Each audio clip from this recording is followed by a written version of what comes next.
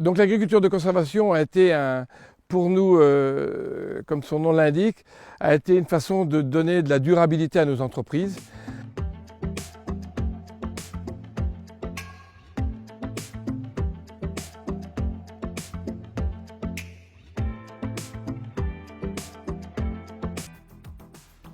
Alors, dans un premier temps, on a mis des couverts végétaux l'hiver de façon à ne pas garder les sols nus parce qu'on nous imposait des sciements, des cultures intercalaires pièges à nitrate.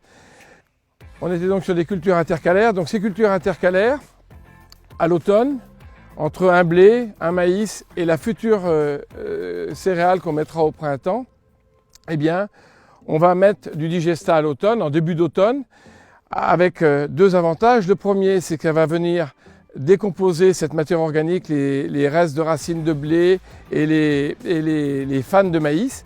Et ensuite, comme c'est un produit à 50% organique, il va donner un tout petit peu d'azote ammoniacal qui va fouetter la plantule qu'on va mettre en place d'ici quelques jours.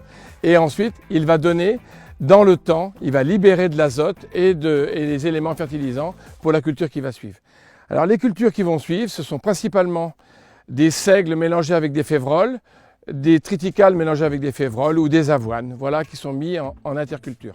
Ces intercultures, on va soit les récolter, soit choisir, suivant la culture qui va suivre, de le réincorporer, en faire un engrais vert qu'on va laisser dans le sol pour améliorer la fertilité et améliorer surtout la porosité et le taux de matière organique dans nos sols. En fait, l'agriculture de conservation nous est venue après un voyage que j'ai fait au Brésil. Et si les Brésiliens ont envisagé l'agriculture de conservation, c'est pas parce qu'ils étaient plus malins que les autres, c'est parce qu'alors qu'il est, tout simplement, ils n'avaient pas assez d'argent pour se payer des gros tracteurs, des charrues, etc. Donc ils ont pratiqué cette agriculture de ce type-là, parce que tout simplement, matériellement parlant, ils n'étaient pas capables de le faire. Chez nous, on s'est aperçu, comme on a des terres très usantes, on s'est aperçu qu'à force de labourer, déjà, on diluait notre matière organique. Et la deuxième chose, comme on a des terrains très usants, on consommait énormément de socs de charrue, etc., plus du gasoil, etc. Et donc tout ça nous a fait réfléchir et de dire qu'est-ce qu'on peut faire.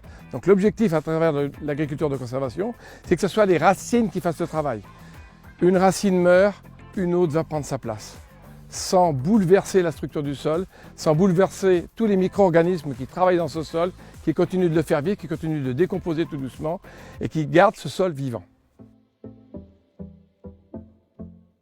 Je vous parlais de la culture qu'on a laissée en place, où le maïs va prendre sa place. Vous voyez, le semoir, lorsqu'il a travaillé, il a écarté de chaque côté des petites touffes d'herbe. Voilà. Là, c'était ma culture intercalaire. Ça, ce sont les racines qui ont été retournées et qu'on voit remises à nu, vous voyez.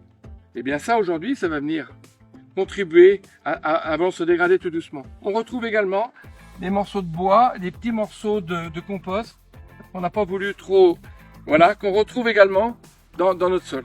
Ça, alors qu'il est, ce bois, vous voyez, il est mort. Et là, alors qu'il est, il va laisser des intervalles dans le sol, des interstices, où on a des vers de terre, qu'une fois que ça va être mort, ils vont pouvoir travailler. Les micro-organismes qui sont dans le sol vont continuer de les dégrader. Tout ça, c'est un sol vivant.